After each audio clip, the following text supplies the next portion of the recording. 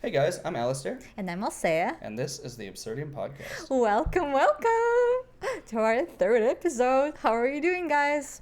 We're doing great. I didn't ask you, I asked them. Wow, I know. so rude. He's just a co-host. You, on the other hand, guys, are what's important. Thank you for being here. Wow, I see you every day. Listen. that's fair, I suppose. Well, almost every day except for the weekends. Yeah, fair enough. Anyways, though, they say good things come in threes, so here we go, third episode. What are we talking about today?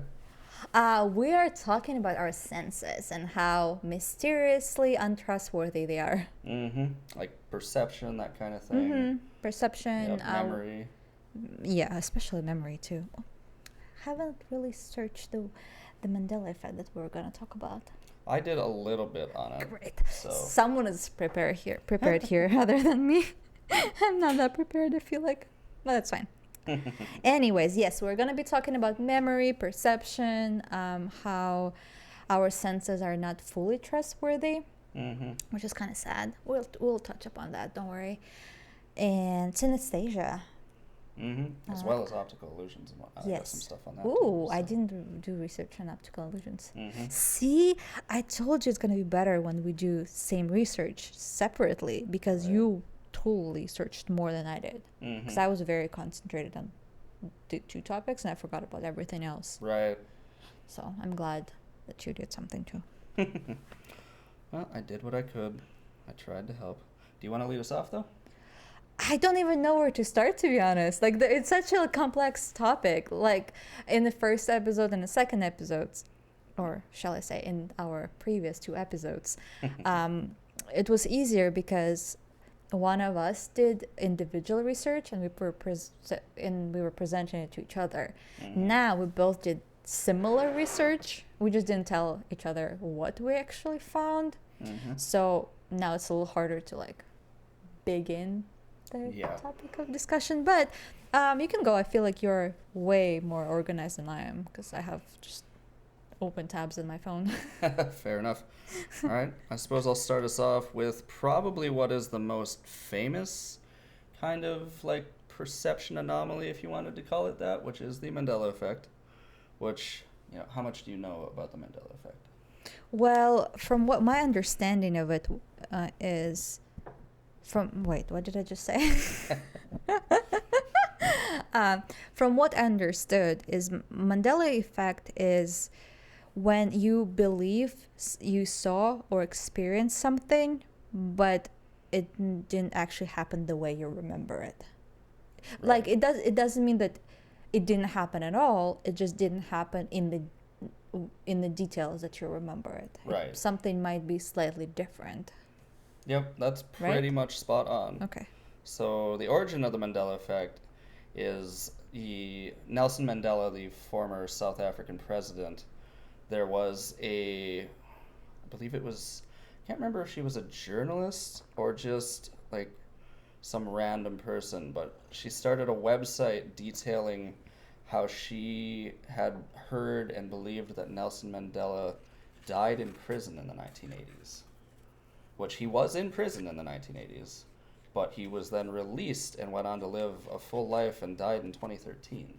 Oh, really? Yeah, so he definitely didn't die in prison, but this is basically what coined the Mandela effect, was this became such a big worldwide like discussion that it got named after it. So. Wait, so like did more than just her believed that Mandela died in prison, or what happened there? I believe it was just her, but she was certain, like she 100%. was a writer and a researcher. It's so odd, like how our memory can be so faulty. I mean, I kind of knew that already, but finding such glaring, right, proof. It's like a false memory, basically. Yeah, which is scary because you cannot 100% rely on your own memories, no matter how certain you are that they're the truth. Right. Yeah, they're only as true as you can believe them to be, basically. Oh my God, yes. I read some philosophical article. A little bit, snippets, not a full article, okay? I know that would be too much for me. But actually, I'll pull it up and tell you exactly who said things so I don't lie to you guys, right? Lying is bad. You should avoid that if you can. Listen, perception is false to begin with. Maybe I don't even know that I'm lying until I say something and someone, tells me. Mm-hmm. She's not lying. You're lying. That was very aggressive. Apologize. No, I'm not taking it back. Oh my God. I apologize for him. He's on the roll today. I'm on a roll every day. I am. You're not always. Most days. I think Descartes said, no matter how accurate and valid your experiences seem to you, it doesn't guarantee that you're not getting something horribly wrong. Mm-hmm. Living in the matrix, etc. That's okay. And there are special arguments about that. Fair enough. It's almost like existential crisis, in a sense. Mm-hmm. When I thought about it, I'm like, to me, not in general, just to me, because the idea that you cannot trust your memories Mm-hmm.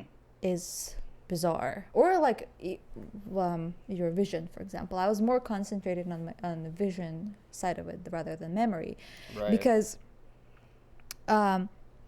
did you know, for example, that our eyes have a blind spot in it? So when you look straight and there's one point that just is void, and our brain kind of fills the void with the surrounding. Mm-hmm. The brain does that a lot, actually. Yeah, it kind of fills in the blanks for you. So basically, when you're doing something and you're looking straight and you catch something from the corner of your eye, it's most likely that blind spot being misfilled by your brain. Interesting. Or not catching up or filtering or Right. filling in the blanks correctly. Mm-hmm. Which is like, what? Right. I read something similar about this, actually, when I was looking around. It was more of a visual explanation of it, but it was like a page with a black dot and a black cross on it. Mm-hmm. And then you look at the cross, and then you kind of move the paper closer and further, and then you can actually visibly see when you don't see the dot anymore. Yep, the one I saw, it was you close one eye, so it's even more obvious, because then it just disappears entirely from the other eyes. That too, because each of the eye has its own blind spot. That's why you can see movement, I'm putting quotations mark, from the corner of your eyes, because sometimes there are no movement. Right. It's literally just your brain, which is crazy. That's wild. And also your brain in general filters everything. Like their optical illusions, I'm sure it's the one that I showed you. When you stare at a black dot, and around it is color, and then they show you the black and white picture, and your brain projects what it's like not reflection but residue, the color residue that is imprinted on your eyes kind of goes back into the black and white picture, right, shown it in full color. Yep, I've got a couple similar images in this. It's really weird, and it makes you wonder what else is our brain filters in or filters out. It could be minor, it could be huge, who knows? Yeah, maybe. I don't even know what example it would be, but it's just there could be an spooky. entire other world that we can't see. Imagine that. Well, I wonder. The extreme, obviously. For me, it's more so like all of those illusions, let's say, all serve a certain I won't say serve, but more so can be explained slightly scientific. Right. The filling in of the blind spot makes sense because you cannot just walk around with black holes, right? Or empty spaces. The brain, you kind of have to, have something there to not figure yourself out. It makes sense with the color in black and white. It kind of makes sense with optical illusions. Right. But what would be the reason why we would not see a whole different world? What is it? Just is it different wavelengths, because we cannot see radiation, we cannot see gamma rays, x-rays, right? It could or be anything really energy wise. Right, it could be scientific like that, like infrared stuff like that, or if you wanted to get more into a supernatural sense of it, it could be the other world is on a different plane that we cannot just see. on a different plane, or maybe there's something wrong with it, and the your psyche doesn't let the brain see it because it would like irk you or something. But why would you think it would be something wrong? I don't know. Maybe it was just so different where your brain doesn't really. I mean, there's not much of a difference between it being wrong and it just being different. Like, you get the same thing, say, if you're looking at they got those robots that kind of look like humans nowadays, and it's what's the actual term called? I forget what the term is called, but when it's so close to human, but there's something specifically off about it that triggers this little effect in your brain. So this is the little paragraph that I have. I think on this particular topic is Kant said, there is the world as it is, which humans can never actually know, and there is the world as it appears to me. Right. We try the best we can to extrapolate our here and now limited sensory experience to rules applying to the world in general, but we'll never be able to know the real reality. We'll only know the simplified model we've built up inside our head based on our limited experiences. And there is no amount of experience that will let us know everything. Right. I think based on that passage and just what we can probably guess is that as Kant said, is experience. If we grew up learning a certain way and seeing the world or taught to see the world a certain way, we grew up with certain perception already. It's like bias, Right. We're in a way. we have a sensory bias toward the world. You know what I mean? It's what you're used to, and it's hard to what you're taught. No one really thinks differently because no one really needs to question anything like that. And I'm not saying it's bad. No, it's fine. Right. It's just that's how we perceive the world, and I feel like relearning or learning something new on top of that would be almost like will be very, very hard. Maybe that's why there are psychics. Because they perceive the world slightly differently, because they have an extra sense, maybe. Right. I don't know how much I believe in psychics or how much you believe in psychics. You as the audience, not you as you. Whatever. But in general, I feel like, and maybe that's why cats, or animals in general, is believed to see more. Right, like you see those videos of cats just staring in the void, or in ancient Egypt, cats were believed to be guardians of the underworld. So maybe they see something we don't, and that's why they say babies see more as well, because they haven't been taught different yet. Wow, it's a great topic. Yeah, it's a very interesting thought, right? Very interesting. And maybe that's why like children play with imaginary friends, or they're more likely to see something supernatural if you do believe in anything, in said supernatural, and if you don't, that's fine too. We're just exploring options and thoughts. They haven't been taught the preconceived bias that doesn't exist, therefore you're not seeing anything. So you kind of unlearn the sense, the ability to see or perceive that. Right. That could explain it. Yeah, that could. It's a very interesting way of looking at it. I just came up with it on the spot. Yeah, I didn't think about it until like right now. Wow, you should go into science. Oh, maybe pseudoscience. Fair. Philosophy is great. You can just talk about, and you don't have to prove anything. You can just discuss concepts like we do right now. Maybe we're philosophers, modern philosophers. Maybe someday we'll be on the same level as like Plato and Socrates, although they were true scientists. Okay. I would never want to compare myself to like such established and esteemed ancient philosophers who are like actual scientists, because they contributed a lot to modern science. We are neither professionals nor genius. No. I just want to Don't be offended. I'm making a joke. We're definitely not on the level of those geniuses, okay? They clearly had amazing ideas. Maybe on the level of mediocrities. Good one. That's funny.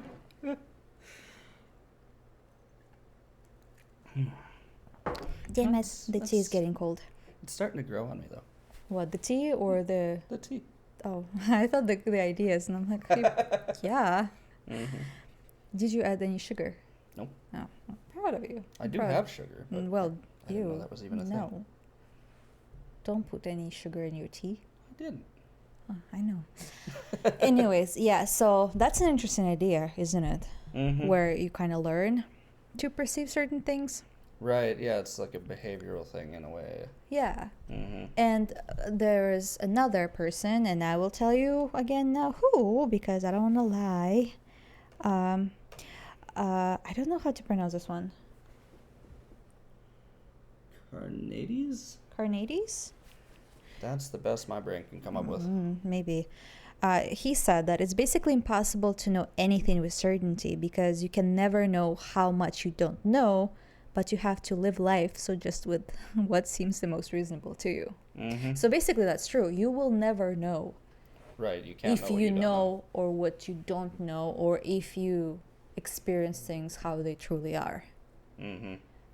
But then at the same time, the thought is like, is that important? And how important is it? Right, it really isn't, especially to the average person. Just going Yeah, I mean, it's not really affecting our life. Mm-hmm. As if a whole world live in a certain way, why necessarily change that? Right. Because yes, you might expand your own sensory perception, but will it even be beneficial to you? Right. Change for the sake of change often isn't really beneficial, it seems. Yeah, so. well, we could probably make a whole discussion on change because changes and growth is beautiful, but Mm-hmm.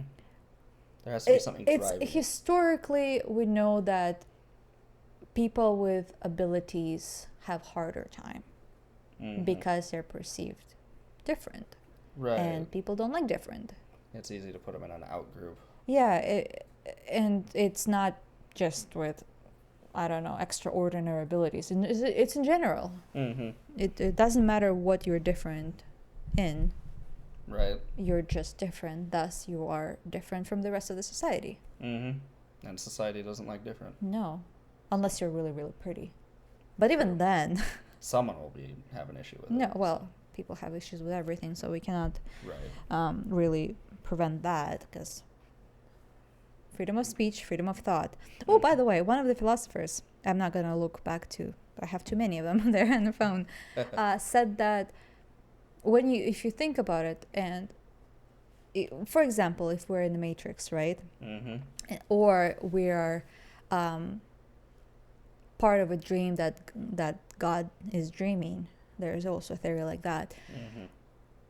If we think we exist, Mm-hmm. where we exist probably is of no importance at that point, because we can maybe act or perceive things the way they're now. But if we're thinking our thoughts, Mm-hmm. we probably exist as we are, because Right. I think you know what I I mean? am, basically. Like, yeah. Yeah. If I think I exist in a sense. Yeah.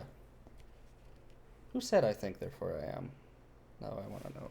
Yeah, I don't know that. That's a really famous quote. Yeah, I know, but I also don't remember who said it.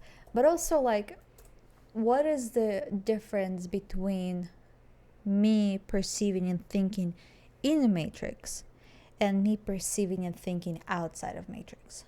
Mm-hmm. Let's say I'm in the Matrix. Right. And I'm doing things, right? And you're outside looking or programming me. Mm-hmm. And I'm thinking that I am myself. Right. Does it make a difference for me? I don't think so, no. Like, if I know that I exist with my own limited perception and I don't know any different, and I do not know that there is something other outside of me, does it change my life? Not in Or the my slightest. experiences? Does it invalidate it? Mm-mm. I wouldn't think so. I don't think so either. Like, No. okay, we all live in the Matrix. Does it really change anything. No, No, I don't think so. If I found out today that I live in a simulation, I would go on living my life the same way I have been. Yeah, I probably will ask admin to be like, please send us more goods, please. That would be very nice of you. Thank you. Yeah, if I could just use a couple cheat codes, that would be great. Like in Sims. I love Sims 4. If I could just like add 50,000 or like unlimited money to myself, that would be great. Or like contact customer support and ask for an admin. I'd like to talk to a GM, please. That would be cool, right? Yeah. Your GM was like, God, you know. Yeah. Oh, please don't get offended, okay? It's all in the name of humor. Yeah. I'd like to file a complaint. I feel like the noob zone is a little too hard. Yeah. But again, what would be the noob zone? Is it like childhood? Like you're until your high school, you're just kind of like in the tutorial. Pretty much, yeah. The tutorial, it's just a tutorial, guys. Like right now, we're living the life that we're supposed to live outside of the tutorial, which sucks. I want to go back to the tutorial. I've really enjoyed it. Yeah, I wasn't a fan. It wasn't terrible, but like I couldn't wait for it to be over. Did you not find all the hidden quests? Probably not. I found very few of the hidden quests. And you probably did not speak to the NPCs, did you? No, I spoke to plenty of NPCs. Well, how do you know they were NPCs? I don't know. They seemed like NPCs. We went in a tangent then. I could count their brain cells on one hand. Yours? Yes. I'm not saying I'm smart. Maybe I'm an NPC. Who knows? Okay, that's a thought. A novel thought too. Yeah. But again, though, back to the point.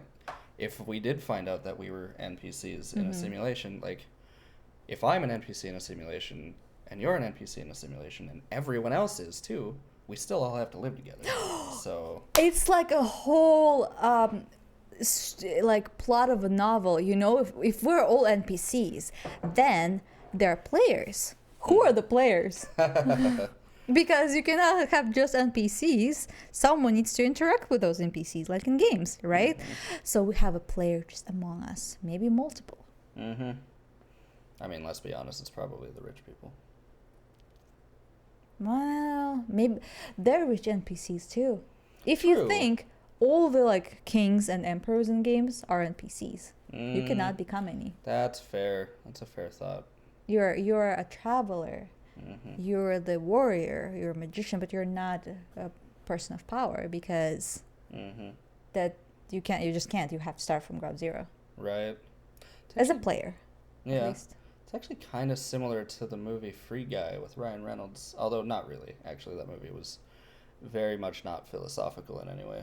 A lot I of haven't explosions, seen that one. But it touches on a similar topic, just in a much more action-packed sort of way. It's Ryan Reynolds. You can't expect it to be philosophical. Oh no, he's too funny. Mm-hmm. Although you can maybe expect some profound thoughts. Oh, for sure. Deadpool has tons of profound thoughts. That's such a hilarious movie. Oh my god, I love the first part. It was so funny. Yeah. I was like dying. I was watching it with my friend in the movie theater. I was dying laughing. I thought I would suffocate. You know when you laugh so hard you start losing the air? And you're just like, I need to breathe, and you're like trying to stop, but it's so funny. You keep laughing, and you're like, I have to breathe now.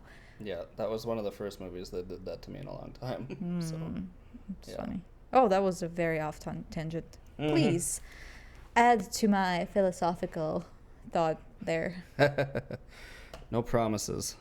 Okay. Anyways, back to the whole Mandela effect thing. Like that's, we touched on the basic gist of what it is. We can go over some examples. Sure. Which, to be fair, when I was looking into these, I was expecting to see some extravagant, huge examples in society of like, you know, oh, this super crazy thing that happened in history didn't happen the way it was. And I don't think you should believe history at all. Right. In terms of details. But I was still expecting those to be the examples. And what I got is like, Mr. Monopoly doesn't have a monocle. A monocle, yeah. I thought he did. Yeah, which, to be fair, it's interesting because I definitely also thought he did. Right? It's so weird. And he doesn't. Yeah. Where did the thought come from? I still think it's mixing him up with the Peanut Man, personally. Because the Peanut Man has a monocle, and he is super dapper. So, yeah. That's also an idea. Okay. Anyways, the other examples we have, have you ever seen Snow White? Yeah. How does she address her mirror? Mirror, mirror on the wall? Mm-hmm. I don't remember. I watched it in my language. Fair enough. So the line is actually magic mirror on the wall. Oh, really? Mm-hmm. Oh, yeah. Okay. I can Mhm. see that. I wasn't confident in mirror, mirror on the wall to begin with, so I didn't Fair really enough. know. I've never seen it, but that's how I recall it too, or how I thought it was. I always thought it was mirror, mirror on the wall. But magic mirror makes more sense, actually, than just Mhm. repeating the same word twice. Yeah, Magic mirror on the wall. Okay. right. Makes you wonder where that came from. From a song or a poem or some sort, Probably. probably. Or just a game of telephone, to be Maybe. honest. I mean, magic and mirror sounds similar Mhm. from if said fast. Right, they both start with an M, Yeah. both like 5 letters long, 6, whatever, numbers. So, Similar. They're similar words. mm-hmm. Probably the biggest one, if I had to guess, would be the classic Darth Vader line, "Luke, I am your father." Which never happened? Nope. It was, "No, I am your father," I believe. That's what I Oh. have here. Yeah, so, I mean, you've never seen Star Wars, right? Nope. So you have no Please idea don't what I'm talking crucify about. me. I have never seen Star Wars It's or devastating. Star I know. Trek or Lord of the Rings or Game of Thrones. See, Lord of the Rings surprises me. Friends, The Office, the diary. No, that famous love story thingy movie. I'm not really a... Yeah, the diary. No, the diaries. Oh, yeah. Right? I guess. Isn't that the movie? I'm not I'm so really a love sorry, story guys. And then Bridesmaids, the funny movie. I tried to watch it, but I got massive secondhand embarrassment for the entire movie, and I couldn't continue. That's fair. It was way too cringy for me to watch. Huh. So yeah, I am not very, very well versed in cult favorites. Fair enough. I love Harry Potter, if that makes it any better. See, I feel like you would like Lord of the Rings. Maybe reading it more than watching it, but... I don't know. I kind of passed that point now. I don't really even want to read it or watch it, to be honest. Fair enough. Nothing wrong with that. It's already been like talked about so often, and I almost feel like I watched it. Mm-hmm. Or That's I fair. also never not seen a lot of the Avenger movies. I think I've seen like Doctor Strange, Mm-hmm. and I've seen Well, Deadpool, technically, although well, I don't count him yet because he didn't cross path I guess with- it wasn't before... Yeah, with that's everyone else. So I think I only saw Doctor Strange actually. The rest I might have seen a part of Iron Man. I don't even know which one. fair. Mm-hmm. Fair. No, I've seen Guardian of the Galaxy, the first movie.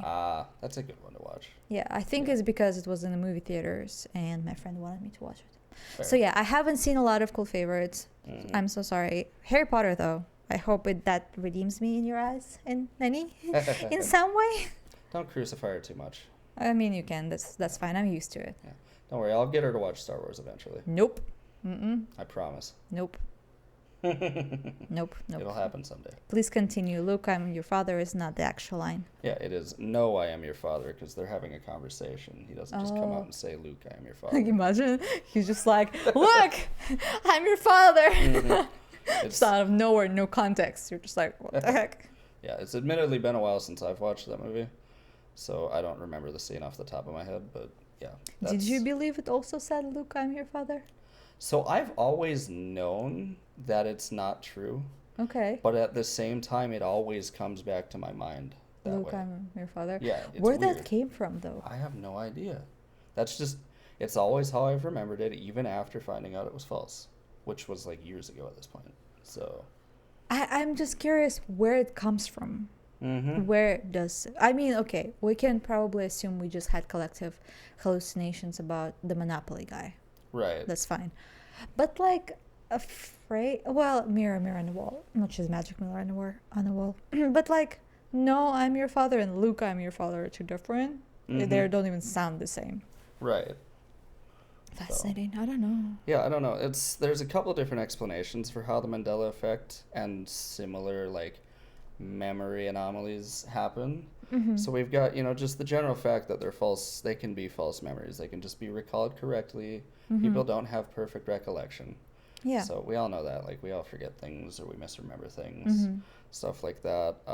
It can be affected by either how the thought is triggered. So, like, how you're led to begin thinking about a thing can actually give you a preconceived thought of how the thing unfolded. Okay. So if you say, hey, do you remember what Darth Vader said to Luke in that scene in that movie? The name Luke is already in your mind. Yeah. So then you're thinking, Luke, I am your father. Huh. On the flip side, it can also be like, you can see the movie and then over the course of who knows how long it is, people talk about it. It's the game of telephone. Everyone kind of messes up the description over time, and you just, the post information phase can mess with it a little bit. So I can see that. I don't know. My favorite theory is that it's just two parallel timelines are mixing with each other, messing everyone's minds. I do actually have that on here. Yeah, that is also it's theory. a fun theory. We don't know if it's true or not. You don't have to believe it. That's fine. I don't know if I believe it, but it's a fun one. Yeah, it's my favorite theory. Whether it's true or not, it's the most entertaining. I do believe in science, but I also want to entertain ideas of like something unknown in a mysterious way, not in scientific way, because obviously science is not capable of explaining everything at this moment in time. Right. Yeah, for sure. But yeah, alternate realities. It could be. You never know. Yeah. I mean, we've got very slight evidence we found of like hidden realms, maybe not hidden realms, but like parts of the universe we can't see. Like, you got the whole dark matter thing where it's like you can kind of detect it's leaving a footprint in our universe, but it's not really present in our plane of existence, so to speak. Yeah. So obviously I'm not a physicist. I have no idea what I'm talking about, but this is just stuff I've read online. I think in the book that I lent you, The Brief History of Time by Stephen Hawking, he mentioned something about there's positively charged positive matter or something and then negative matter. I probably am wrong and I'm totally butchering the terminology, but the idea stands that because we have more of positive, we have the world as the time flows how we perceive it and goes from, when we drop a cup, it breaks. But there's also another side where a negative version, it goes backwards. So the fallen cup comes back. Interesting. So the negative side, time is flowing in reverse, basically. Basically. Imagine if we lived in reverse. So you start from the moment you die. Right. Interesting. How would, it's a fascinating thought. Also perception, though. Yeah, time is just... Time is a perception, and it is scientifically proven that time is definitely not linear and does not go at the same speed for everyone. Like, that's why some say time is just stretching for so long, or time flies, because it does for you. Right. Time is a perception for you, specifically for our own individual selves. So when I am saying that time flies, it does fly for me, because in my mind I don't notice how fast it goes. Whereas if Aleister is saying time is stretching, it is stretching for him. Yep. 5 minutes is probably like 5 years, because he's just sitting there and being like, oh my God, when is it going to be over? It's interesting too. I've read a little bit on that phenomenon. Oftentimes time will go by faster for you when you're doing something repetitive that you've done before, because your brain kind of gets in this mode where it's like, I don't really need to pay too much attention to this, and then it kind of just goes on autopilot, and it seems to go by quicker. Whereas you're doing new things and making new memories, they drag on and they last longer because you're paying attention the whole time. Also, time might stretch if you're not doing anything at all.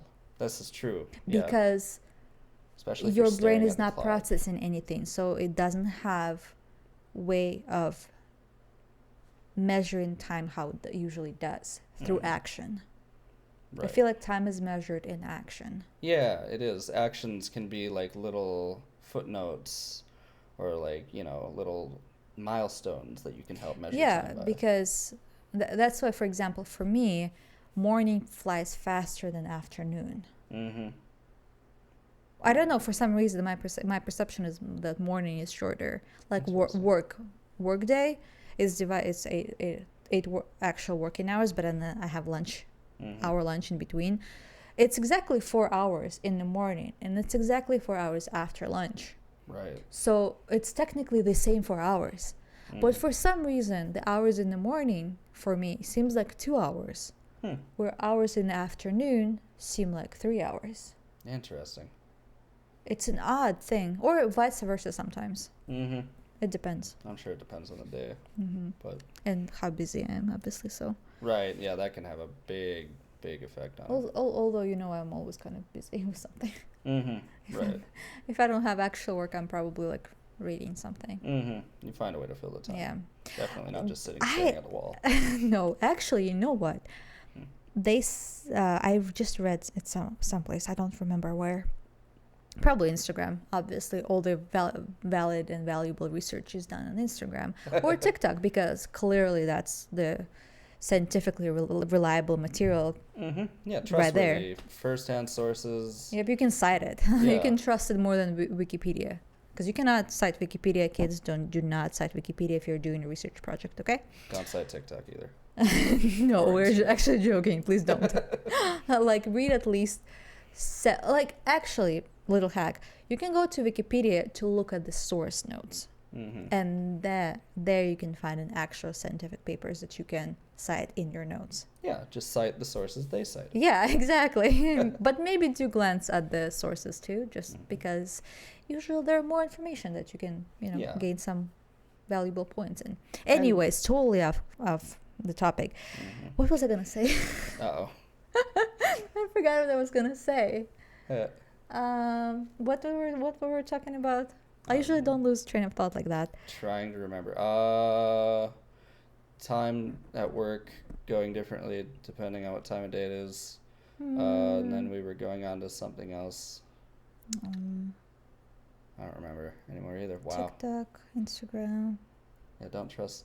Oh, you read a thing on Instagram or. But I don't remember what the thing was about anymore. Wow. I don't remember what the thing was about.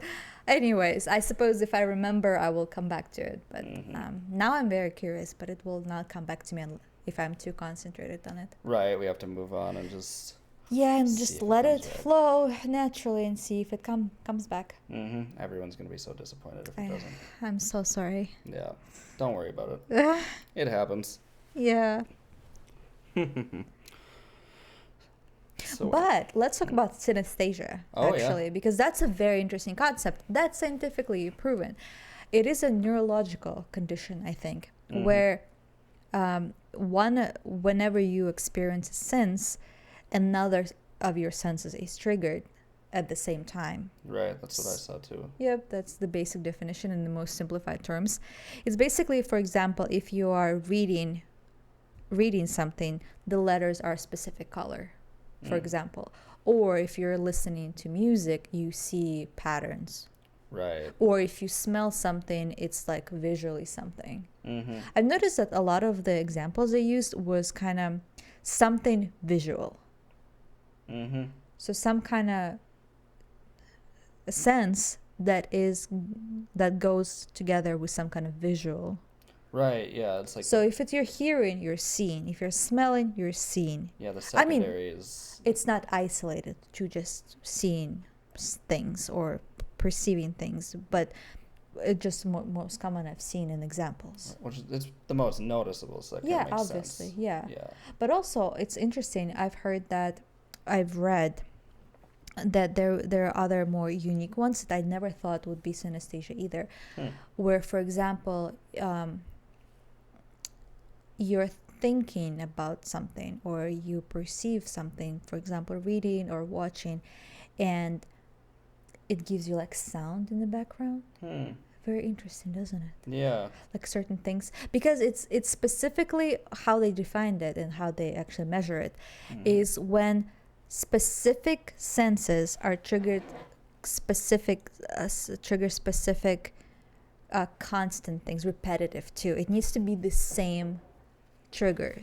So for example, if I'm seeing number 2, it will always constantly be orange for me, for example. You know what I mean? So it is repetitive and it's consistent. Right. With it, how it viewed. So it cannot be one day it can be orange, the other day it's blue. No, it's like, this is what I see, feel, experience, and this is how my other sense responding every single time I'm experiencing the same consistent trigger. They say trigger because it needs to trigger something. Yeah. Makes sense. I don't know. Yeah, there were examples, different examples that I cannot remember because they were so uniquely forgettable. Right. Uniquely forgettable. That's a phrase. Huh. I want to look that one up on Urban Dictionary. But also, actually, I want to highlight that synesthesia is not a mental disorder. It's not a disorder or a disease of any kind. Actually, it's been noticed that people who have synesthesia are usually more creative and more intelligent. Right. Because, and it's explained that they just have more ways of building associations. You know how we build connections in our minds, right? For example, apple is red or green or whatever. Banana is yellow, or like you're spelling banana and you're like banana or something, or do like a little dance. They have extra perception that they assign to. They can say banana things. is yellow and sounds like this. Or like you hear bells when you say banana. So it's like, or you spelling is probably easy if you see colors and like every letter is separate color. Right. I think then spelling is becomes much easier because you can actually like remember the colors and the sounds. So it's easier for them to. I can see that. I can see why they can be considered more intelligent and definitely more creative because you're experiencing the world in an extra way. Right. Yeah. Which is a unique perspective. It's like being on psychedelics for free. Yeah, basically that's how. Well, actually, I've read about mushroom and psychedelics, and the whoa, so sorry if that actually like translated into a sound. What was I talking about? Oh, psychedelics and mushrooms were compared in perception because when you are on drugs, you're seeing things that other people don't see. Right. Yep. You're like, in your perception, you might be seeing the dragon that is like literally spitting fire on you. You're seeing it. Your brain believes that's true, but is it actually true? And how true is it? Right. Yeah. Like there are a lot of studies done. It's like a placebo effect in a sense, but people would be blindfolded, and for example, they would be saying, "Okay, I'm gonna touch you with a scorching hot metal rod." And it's just a cold stick. Right. And they touch it and people get burns. Right, I've heard of these. Yeah, actual studies, okay? Like there are studies done. And your brain, if your brain believes that you're going to be touched by something hot, you feel the heat. Your body reacts to it. Yeah, it's the anticipation kind of puts you into a weird mode where you just... It's not an anticipation, it's because your body it shows that your body reacts to your thought. Interesting. It's also I think goes back to our first episode on personality where we talked about placebo effects and how we perceive ourselves. Because if your brain believes certain things, right, it kind of goes with it. Yeah. In a like its own convoluted way. In an example of burning. Right. Metal rod that is actually like a regular stick or something that's has no and also it goes back to the conversation we had in the first episode about psychosomatics. Remember? Vaguely. Where your internal emotional distress of some kind physically affects your health. Right. Yep. I remember that now. Yep. We had this conversation in the first episode, I believe. So which also is a perception. Yep. In a sense, I didn't remember that it's actually connected, but now that I'm speaking it out loud, it makes more sense. So yeah, isn't it like fascinating? It is. Yeah. It's And kind of scary. I see we cannot trust our senses. I mean, again, it's not bad. It's just Right. how it is. We cannot really do anything about it. Yeah, it's not like a bad kind of distrust, but it's like a. Is that really how that happened? It's just like it gives you understanding and more power to yourself that you can actually change your mind to make your life better. Because if we're talking about power of manifestation is, and if your brain literally believes whatever Mm-hmm. it is told, like a program, you're programming it, you can program your brain however you see fit Right. to make your life better. It's hard because no one is telling you anything, Right. but Takes a lot of willpower. yeah, but it's absolutely possible. doable. Yeah, which is a beautiful thing. So we should probably all, work on that. Mm-hmm. There's a great book that I want to advertise. Not sponsored.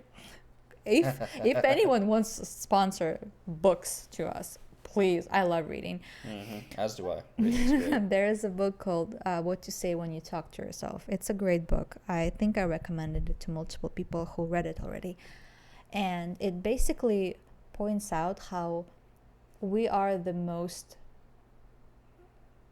the people who we talk to the most, ourselves, right? No one else speaks to ourselves more than we do Right. ourselves.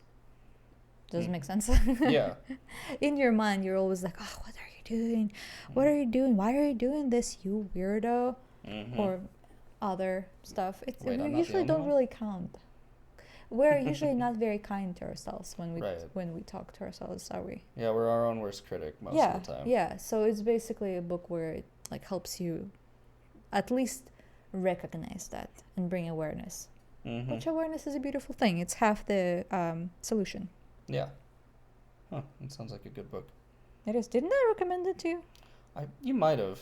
Yeah, no, I think you did. I feel like I spoken about a lot about that book in our book studies, not in our book studies, at work Mm-hmm. that you don't usually participate in. Right. I feel like I was going to do that one.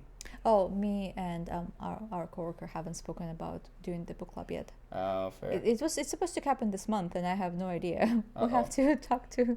I have to talk to him and talk to our HR person who usually Mm-hmm. leads the book club. But this Right. time I'm gonna be leading the book club. Such an honor. It's about one of my favorite books. Also, a great book about a manifestation is Secret. I'm sure everyone heard about The Secret.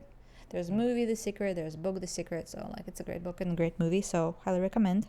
First time hearing of it. Yeah, it's a great book. It's actually pretty short too.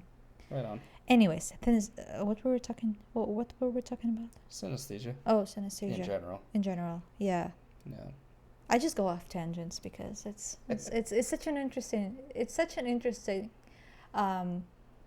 and complex topic that touches upon it so much already. Mm-hmm. Yeah, that's Not synesthesia specifically, but perception, right. which synesthesia is part of. Right. It's so much ties into it, and it ties into so much else. Mm-hmm. It's, I mean, your whole life is basically a big Yeah. perception. Yeah. So, like, yeah. Did you know that there are about like 4 to 5% of population who has some form of synesthesia? It's that much, huh? Yep. I figured that'd be way more rare. I wish I had synesthesia, Yeah, it'd be kind of cool. but I don't think I do. I mean, it's something that you cannot really test it, or, well, I mean, you can notice it, but it's not very much studied. Mm-hmm. I mean, how do you study something so vague Right. and so broad? Because everyone Yeah. experiences slightly differently. Mm-hmm. I'm assuming even if you have the same synesthesia, the manifestation of it might be different. Right. For example, if Aleister is seeing letters colored in different colors, his letters might not correspond to my letter colors. Yeah. Right. If my A is red, hers might be purple, for example. I see we both see different colors, but we see different colors. So there's no way to compile it into one specific way of defining it. Right. There's just so much. Oh, I Yeah. was gonna look for weird examples. What do you think about synesthesia? I think it's just wild. Like, the way, from what I understand of it, the fact that it's one set of senses and another one are kind of linked together in a way. Like, it's just so intriguing to me how that could happen. Like, is it the synapses are kind of closer together and they're like triggering themselves? Like, you know, obviously a synapse has electricity running through it when you're thinking or your brain is working. So it's like, is the synapse for taste and the synapse for sight like really close together in some people, or is there like a lack of insulation where the electrical signal jumps, perhaps? I don't know. Yeah. I don't know. It just says a trigger of some sort triggers the Right. other. Yeah, it could be a physics. It says neurological, so it's definitely obviously something to do with the brain, Right. how it works. So, Right. But is it like purely psychological, or is it a... No, I think it's specifically something in your brain. Otherwise, they would say it's psychological, but they say it's neurological. Right. So it's like something in your brain is a little more advanced. Interesting. A lot of people who have synesthesia, I think they're called synesthets. Synesthete. They're called synesthetes. A lot of synesthetes say that they consider their synesthesia as a gift. Right. Because I don't see really how it would be truly negative. You know what I mean? You're just seeing something a little bit more. No, not seeing. You're experiencing the world a little bit more enhanced. Right. Yeah. It doesn't. Which is not necessarily a bad idea. Yeah, it doesn't seem like it would have many downsides, really. Maybe it would be a little bit distracting, but probably not that bad, I would imagine. Something you could easily learn to compensate for. Oh, this is what I found interesting. One of the forms of synesthesia is auditory tactile synesthesia. Occurs when the sound prompts a specific bodily sensation. Interesting. So it's not only like the senses, but also like sense of touch, which I always forget about, to be completely honest. Did you know it's not a part of synesthesia, but it's kind of trippy, but when you see something, you know how it feels if you lick it. I told you that literally like yesterday, or not Monday, because Monday was a weekend. That was Friday, I think, actually. We were talking was it Friday? Yeah. Wow, it was a while back. But yeah, basically, if you look at something, you know how it's going to feel if you lick it. Try it. Right. Look at something that you don't think of licking or never licked before. I mean, obviously make sure it's not like disgusting before you lick it, but I'm sure our audience is smart enough to make sure that they're not doing anything of you gotta say it. Silly. Guys, please. We are not responsible for what you lick during this test. I'm sure you guys are gonna be careful with what you ingest. They shouldn't be ingesting it. It's just a lick. No, but whatever they're licking probably has some kind of particles that they're going to be ingesting. Try it with a popsicle stick. That's probably a nice safe bet. But they already know how popsicle stick is going to feel. Fair. All right, I got nothing. Lick a plant. Yeah, that's natural. Actually, no. You know what? What if it's poisonous? Yeah, don't lick a plant. And don't lick your phones, because phones are like the most disgusting, dirtiest things we have. Yeah. Like, oddly enough. Not your keyboard either. Don't lick your remote controls, keyboards, and phones. Those are gross. Yeah. You're better off just licking off, I don't know. Like a plate. Like your monitor, for example. I don't know if I'd lick my monitor. You don't really touch your monitor, so there's not much particles. Dust on it. But dust is not like residues that you have on your phone, which is literally everything. That's fair. I did not know that it was on. I kind of want to lick my monitor. Gross. Well, see, monitors always have this weird little sense of static on them. So it won't taste like static, but it will feel staticky when you do it. Like little fuzzy static, you know. See, we all know how it's gonna be like tasting if we lick our LCD screens. Wonder if it'd be like licking a 9-volt battery. You ever done that? No, and I don't think I want to. It's a fun little shock. Quite literally. Oh my god. You know, certain things I never do, like stick my fingers in a power outlet. It's called outlets. I forgot how it's called. I will never lick a frozen metal pole outside during winter. Like smart. Safety, you know. I don't want to pour boiling hot water on my tongue afterwards, you know, to get myself unstuck. Yeah, that would suck. Not to mention you'd have to have someone else do it because you're, stuck. So. Did you know? Please do not do that. Actually, you know what? I'm not gonna say it because I don't want you to do it. I'm sure some weirdo is gonna actually do it. Rather than that, I'll say, did you know that you cannot touch your the point of your nose with your tongue?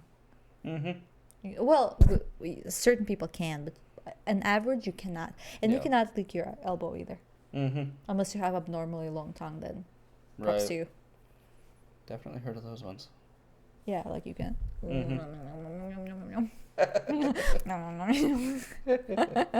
We're so weird today. I think it's lack of sleep. Especially for you. Especially for me. Yeah. Plus just rolling out of the holidays too. That's why, right? We forget we are filming this right like Wednesday after New Year. Yep. I forget what holiday it is. After New Year. So New Year was literally just 2 days ago, and we went back to work yesterday. So it still feels like a vacation that we did not take. Yeah. That we should have taken, you know? Yeah, our bodies are at the office, but our brains are still in vacation mode. That we didn't even have. Right. Well, that's why the we're saddest still thing. in the mode. Yeah. It's just because it's in vacation mode 24/7 every day. 24/7, 365. Oh, actually, this is what's the word? The year that February has 29 days. Oh, leap year. Leap year. Right on. I always forget the words like that because I never use them. Huh. My friend from elementary school might finally turn like 10. I think she was 4 years old when we moved on to middle school by leap year standards. Oh. So I wonder, like, do they people who were born on February 29th, do they celebrate their birthdays on the 28th or on the 1st? Right. I feel like it's on the 28th because it's still February at that point. But at that point, they can celebrate on March 1st, and that would not be wrong either. Right. Because, like... I feel like it would be more wrong. Technically, I feel like it would actually be more correct celebrating on March 1st. Yeah, I guess because that would be the day, I suppose. Yeah, it would be the next after 28th. So most logical but would at the be... same time... But at the same time, you're born technically in February. Yeah, so if you're celebrating in March... How does that work? But still, like, if you're thinking logically how day goes non-linear in time concept, but linear in the calendar. So let's stick to calendar calculations of brain. Let's not go into metaphysics. I love metaphysics. I know I do too, but we're talking about hard, like, core calendar days here. If we're speaking about that, after 28th, go 29. And after 28 goes first when there's no 29. Right. So technically, it's supposed to be celebrated on the 1st. Right. But because we are creatures of habit, thus, if you're born in February, you kind of want to stick to February. So I probably would stick to February too. Right. But I still think that it would be more correct celebrating March 1st. Right. Just because it is the day after 28th. So you're not born on 28th by, like, you just weren't. Right. It's one of those cases where technically correct isn't the best kind of correct. Yeah. Yeah. I mean, for all we care and for all we support you, just celebrate it both days. Take both days off. Hey, there's the solution. Right? Just 2-day just make it to... It's amazing. I have a friend in Paris, in France, and her birthday is on December 25th. Wow. I know. That's unfortunate. Yeah. It's as unfortunate as having birthday on the February 14th or April 1st. Ooh, April 1st, that would be bad. My aunt's birthday is April 1st. You know what's funny? My aunt's birthday is on April 1st. My uncle's birthday is October 1st. My cousin's birthday is May 1st. Wow. They're all in one family. That's like parents and then my second cousin had to come up and be born on the 12th. He just destroyed the whole pattern. I'm like, you should have give birth earlier. August 1st. Damn it. When is my brother's birthday? Anyways. Yeah. So yeah, that was a very long tangent right there. So what were we talking about again? Synesthesia. Yeah. And perception. Right. How you perceive a metal rod touching you and burning it. But in reality it's not. Right. So yeah. I don't know where it stemmed from. I don't remember how we started here, but it's important that at least I remembered something.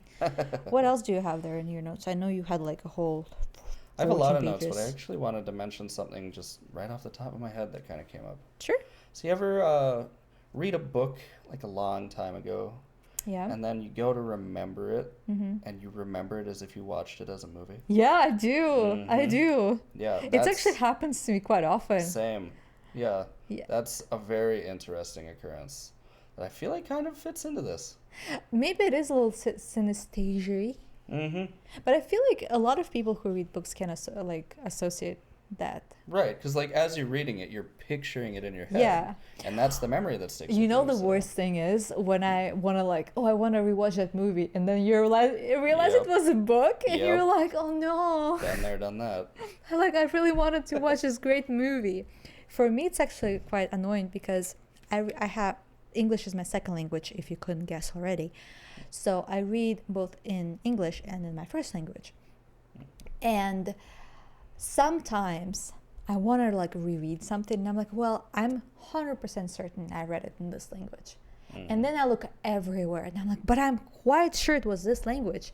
And then I find out that it was actually the other language. And I'm like, how did I not remember that it was written in a different language? Right. Interesting. It's bizarre. Like, it happened to me once when I was so certain it was in my first language, but it turns out it was in English. Huh. Interesting. Yeah, that's weird how that could happen. Yeah, they say your first language is the one that you either think on or dream. Mm-hmm. And I don't even know which one I'm thinking on or dreaming in. Hmm. Also, do you have colorful dreams or black and white dreams? Mine Did are you, usually colorful. did you know that there are some people who do not experience colorful dreams? Interesting. They just see black and white. Huh. Boggles my mind. Right. That's up there with like the fact that some people don't have an internal monologue. You know? Which also, but think about it, black and white. How do we know that we're seeing the dreams in color? Maybe our brain filters in the color. Right. Interesting. Because you know how the static residue of color goes into the black and white picture? What if our brain just filters in the green color, like for the grass, for example, but it actually we're seeing it in black and white? Yeah. But then if it does it matter if we're seeing black and white if our brain sees it in color? Doesn't really, I think. No, I think it's still 'Cause colorful. the end then. result is the part that matters. Yeah, So. yeah, I suppose. It's just such a weird thought. Such a weird topic as well. Right. Like, what? Yeah, and not having internal monologue. Guys, do tell us if we don't have internal monologues. How do you think? There was a really cool Instagram video that I watched. It's not about internal monologue, but it was the way how people calculate. For example, I give you 58 plus 37. How do you get the result? Generally speaking, I would take first the 7 and the 8 and put them together. Okay. And then obviously you get 7 and 8 is 15. Okay. And you take the 1 and put it over the, 5 and a 3? Yeah, 57, 38. So you add the 5 and the 3 and the 1 that comes over. It's basically, in my head, I'm just doing what I was taught in school. Huh. Just, but in my head. Because there were 3 people and all 3 people did it differently. Mm-hmm. For example, how I do it, I do 5 and 3, which is 8. Right. Then I combine 7 and 8, which is 15, and then I just combine 80 plus Plus 15. 15, Right. Interesting. which is 95. Right. But then the other person in the video was like, well, I round 58 to 60 and 37 to 40, combine it together, make it, what was it, 90? No, it would be 100. 100. And then I take out the 2 and the 3, which is 5, and take out it out of 100, making 95. Right. Interesting. Isn't it So fascinating? So many different ways to get to the same Yeah. point. Yeah. Then some people take out, I think, how was the other person that did it? He did something totally different as well. I mean, not drastically different, it's still math. Right. But not how the other two did it. Right. I did it like the second person that combined the first numbers first and then combined the second and combined finally together. How do you do it as well? But you start from the end. I start from the beginning. Right. Interesting.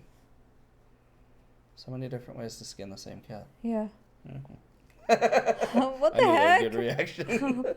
Never heard that saying before? No, I don't think I want it either. I want to bleach my brain right now. Erase it from my memory. Maybe I can Mandela effect it out and I can be like, that's not the way to skin your peaches. No cats were harmed in the creation of this example. We don't know. I didn't harm any cats. Did you? Well, harm a cat? but the whole thing came from someplace. The phrase came from someplace. True. That's a dark thought. Yeah. Let's just collectively decide that we're gonna say. Not that. What was the phrase? So many different ways to skin the same cat. So many ways to skin peaches, okay? Not the cats, please. Choose a fruit of your liking. Vegetable, too. I don't care. Let's leave pets and animals and humans, for that matter, separately from skinning them, okay? Please. This is fair. Oh my god. Aleister. Where did that come from? I don't know. I never heard you saying that before. It's not something I say that often. Is it the true crime podcast that I always talk to you about affecting you? They could be wearing off on me, yeah. I did not think that it will turn that way. Did you know that one of the signs of murders is that them killing pets? I did know that, yes. Is there something I don't know about you, Aleister? I've never killed a pet, so no. Like your pet or in pets in general? Either. I've not had that many pets, to be fair, but Okay. I don't hurt animals. Hurting animals is mean. I heard insects. They're not animals. They're insects. They're pests. Burn them all. No, butterflies are pretty. True. I actually saw a monarch butterfly not too long before winter started. It's like the first time in like 15 years I've seen one of them. You should probably go to the conservatory more often. They have butterflies sometimes. Well, this was out in the wild, though. Oh. Yeah. Well, it's a whole different topic. Maybe we can cover insects some other time. Or we could just not. You don't like insects? I mean, I didn't as a kid. They're not as big a deal now. So. Listen, if I see a centipede, I'm still gonna freak out. I don't mind spiders as much as I do centipedes, unless it's a really fat spider.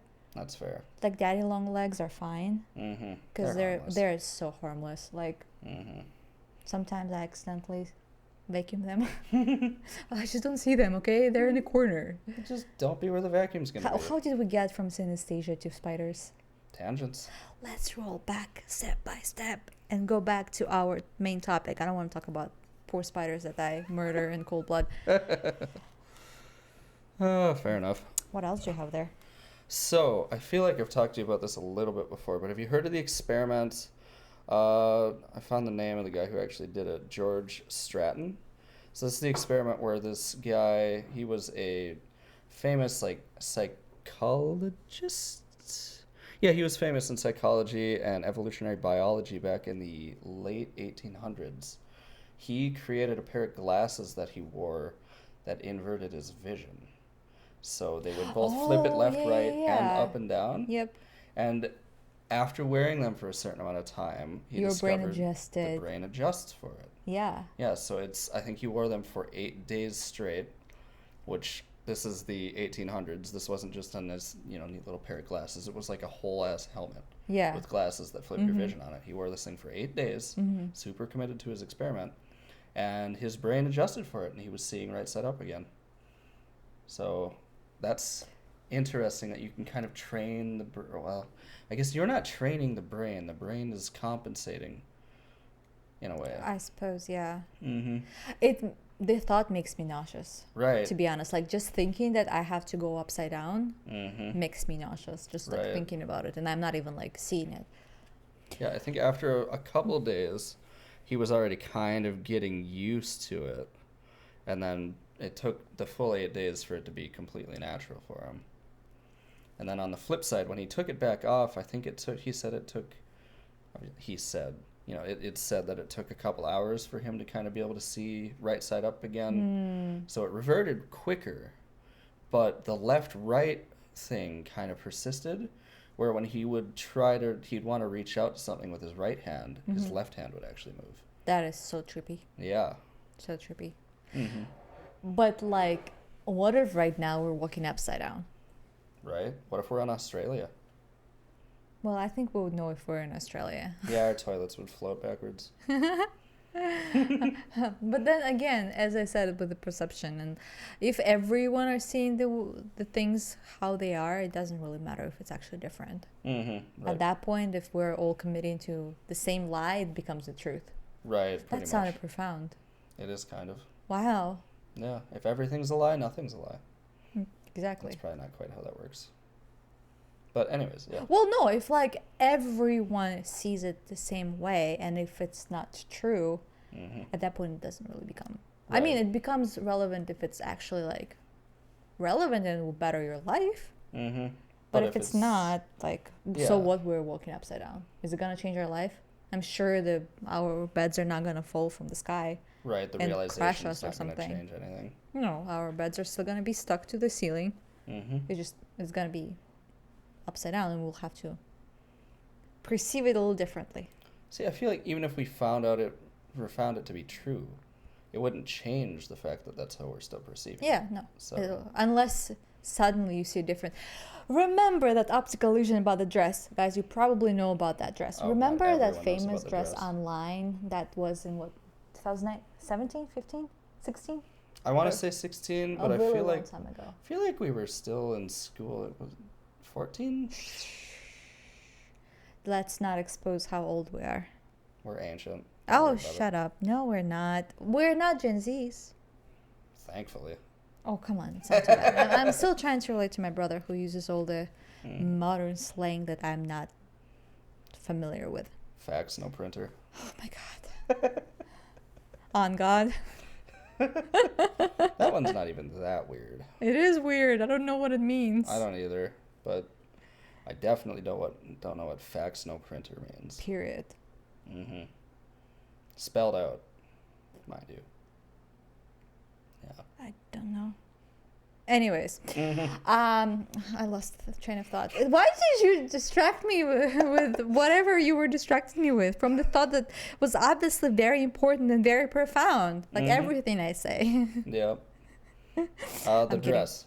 What? We were on the dress. We were talking about the dress. Oh, yeah. Remember that famous dress that broke the internet? That some people saw it as white dress with golden lace, and some people saw a blue dress with black lace. Me and Aleister initially saw it as white and gold, but then it changed to blue and black. Right, yeah. For you, and I still didn't get it. So it wasn't like a full transition to like the blue and black as it actually was.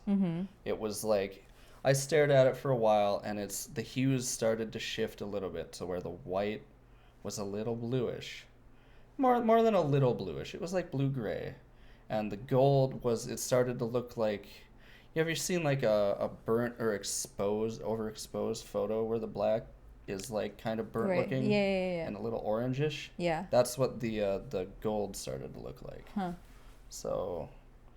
But but you said that you saw it and could not unsee it back to not when I was staring at it. Yeah. But when I looked away and then looked back, it was back to white and gold. How is that? Like, I still cannot see blue and black. I squinted really hard and then I saw it, but I didn't see it fully. And some people fully saw it as blue and black. Right. I saw it white and gold. I still see it white and gold. I guess it could be a factor if I was looking at my monitor square on and you kind of weren't. So maybe the viewing angle of the panel had something to do with it. But... Maybe, but I still, no matter how I looked at it, from whatever perspective, I still saw it as white and gold. He's pulling it up, obviously, because we have to now look at it. Yep. We have to know the truth. From this perspective, I saw the white as blue. Yeah, that's interesting. I just want to see the full image, dang it. Why do I have to go to an article or go to some other stupid thing? Just show me the picture. This... Probably going to be another article, isn't it? It's another article. Why does Google suck now? I don't know. Google used to be so useful. Oh, come on. Yeah, it's blue. It's white and gold. Right. I'll stare at it for a while. Square on. Like in one spot? Yeah. kind of let your eyes glaze over just a little bit. You know, that whole, some optical illusions don't work unless you kind of let your eyes go fuzzy. They kind of diffuse your focus. Yeah, exactly. So it's, to me, I almost wonder if it isn't a factor of, and let me know if me talking distracts you from the process, but I almost wonder if it isn't kind of a factor of the ambient lighting of the room you're in kind of playing a part in what your eyes, you know, your eye adjusts its exposure and focus depending on how bright the room you're in is. It's odd. It's becoming whiter. Is it? Yeah. Interesting. It's weird because it's making it look even whiter and more not blue and black. So right now we're in a very bright space, obviously. Yeah. So back when we were at lit work, my little corner of the office is quite dark. I don't keep the lights on. Yeah, which is like so weird to me. Yeah, so our eyes, what do you mean it's weird? It's peaceful. You all guys sit in total darkness. We love darkness. It's great. Hello, darkness, my old friend. Oh my god, I'm afraid of the dark. Oh, where all the like monsters live. Right. Yeah. Anyways. Yeah, anyways though, I feel like it could be partially a factor of like the ambient environment around you, your eyes are exposed in a different way, and they don't quite see it the same way. I'm squinting, I'm still seeing it the way Interesting. It's odd. It's an illusion. Again, I think I started to become more distrustful of after this incident, not incident, but this instant. Okay, our brain filters in specific patterns or shades of color. For example, there are optical illusions where two colors look distinctly different. One is lighter and one is darker. But if you cover a particular spot or compare the colors, they're actually the same. Right. Or there's actually another video I saw on Instagram where there was two shapes next to each other and they were actually the same length, even though visually one was shorter and one was longer. Right. Which was really trippy. But if you like literally take the piece of wood and compare it, they were the same. So that's probably why teachers in geometry tell us like you have to actually calculate it. You cannot trust the figure, which is like if you look at it, yes, you cannot trust it because you might see it as one shorter and one longer, but in reality it will be totally different, and one would be actually like the same, and you would never know. Could be a factor of perspective. Could be a factor of who knows what else. You might look at it like square on, but it will still look different, and it will be the same in actuality. Right.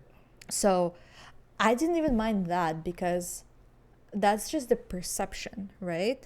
That's just, it's a little different than seeing one color clearly, but someone else telling you that it's different. It's like if I came up and I said, this painting's main color is actually orange. And you're like, what the heck? It's blue. It's shades of blue. It has orange, but it's not the main color. Right. Unless you invert the filters. But in reality, it's blue. And if I'm looking at the picture of a dress, which clearly to me looks white and gold, and they tell me it's blue and black, what? Don't tell me that doesn't boggle your mind. Right. It's crazy. Like perception in terms of like distance and like shading is one thing. Totally different colors is totally different thing to me. Right, especially when you know kind of like the science behind color. Yeah. That's when it gets the weirdest because you know, color is just the wavelength of the light bouncing off of an object. Yeah, it is. It's not really something that can be perceived differently. Because the light itself is white or clear, so when it hits something, it actually like kind of breaks into multiple colors or one color or multiple. That's how shades are created. Yep. So my ears are hurting from the string. Oops. But yeah, so how is it that we don't see the color how it's shown? Right. Like, is it something to do with how the image was taken? But then we can look at the same picture, at the same image, at the same screen and see two different things. Right, that's the weird part. What? It's not even like we're seeing two different pictures or we are looking at it at the different monitors under a different lighting. Literally the same everything. Yeah, we're just two standing different right next people. to each other looking at the same thing. Just two different people. Wild. Boggles the mind. It's not like a mirror of Erised from Harry Potter where everyone sees their true heart's desires. Right? Erised? Yeah. Even if it was, my heart doesn't desire anything about the color of a dress, so it doesn't really have much of an effect. It's so vague. It was a vague example, okay? Right. No, I get it. So it's just really weird. It threw me off in a major way, I feel like. So what were you gonna read? Sorry, I interrupted you a long time ago. Oh, no worries. I didn't have much else on that. Well, I guess there was the same guy, the George Stratton from the 1800s. He had another similar yet different little vision experiment he did on himself. Okay. Where he found a way through a sequence of many, many mirrors that he somehow mounted to himself to look down on himself from a perspective of above. Okay. So he could try and dissociate touch, the sensation of touch, with what his body was actually doing. Weird. Yeah, it's a very strange one. I have to kind of read up here. How do people come up with such an experiments, I wonder? Especially back in the 1800s. Especially back then. Like, Yeah. what prompts them to do that? What kind of creative genius does it take? Right. And how do they know the cause and effect? You know what I mean? Like, you need to know what you're gonna to do, like what you're trying to achieve by knowing how it's gonna, what is the... You at what least is have going to to have a affect theory. you need to know like what's going to what effect is going to cause what thing.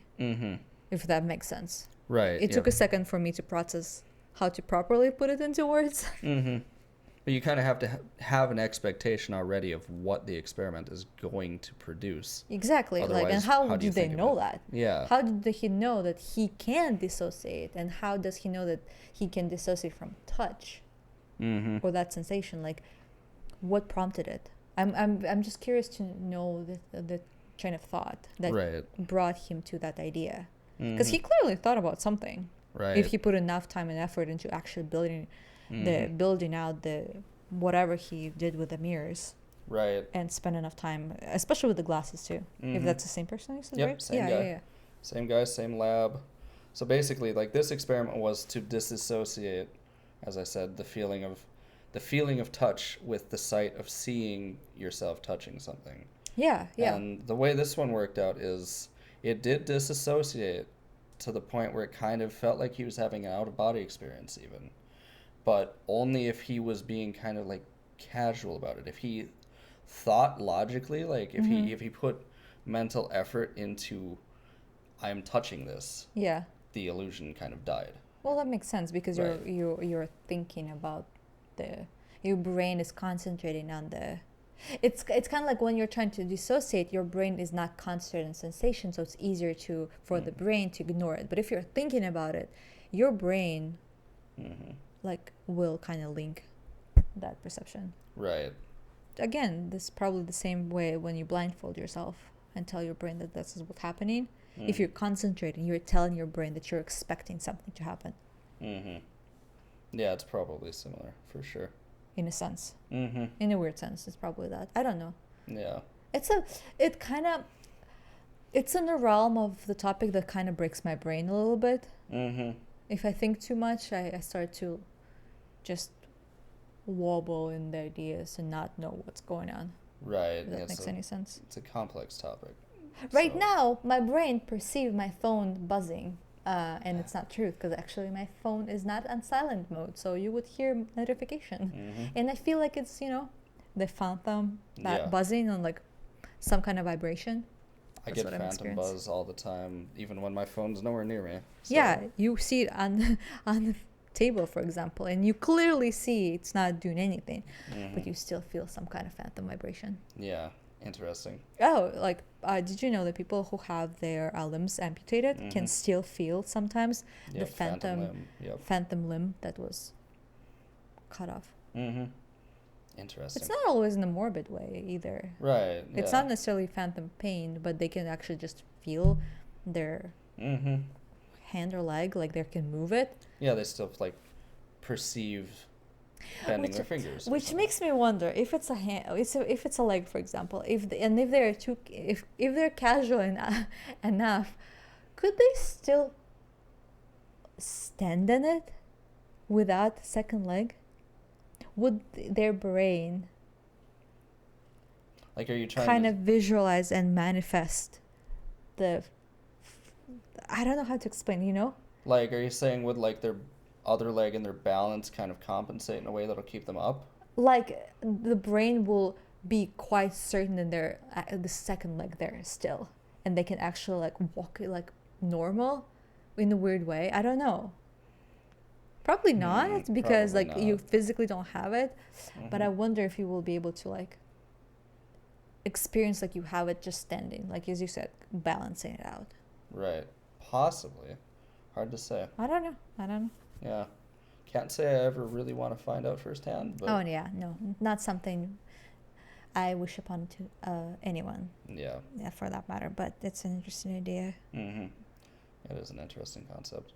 So guys, if you have examples or questions, or just want to have a discussion or something that you want us to address in the next episode on this topic or previous topics, do let us know in comments below. And I hope this conversation was entertaining or insightful in any sense. It was certainly entertaining from our side. I know, it's such a interesting topic. And if you experience anything like that, for example, in memory, right? It's a little quick thing before we wrap up. Remember how we talked about how you drove on the same path and you saw a building that was never there? Mm-hmm. Yeah, a little glitch in the matrix kind of. Yeah, in a or way. like Mandela effect. Like you were certain it didn't exist there, but then just there. Mm-hmm. Have you ever experienced that kind of glitch in the matrix or Mandela effect that you know you have? Right. In like a sense, like first-hand you experience know of it, that you remember it this way, but it's not how it is. Let us know, and please remember, be always respectful, curious and open-minded. I believe so. Yeah. Is it? No, open, respectful. And... No, wait. I forgot my own lines. Can you imagine, guys? Basically, be respectful and open-minded, okay? We'll be there, and we'll see you later. Bye. Bye.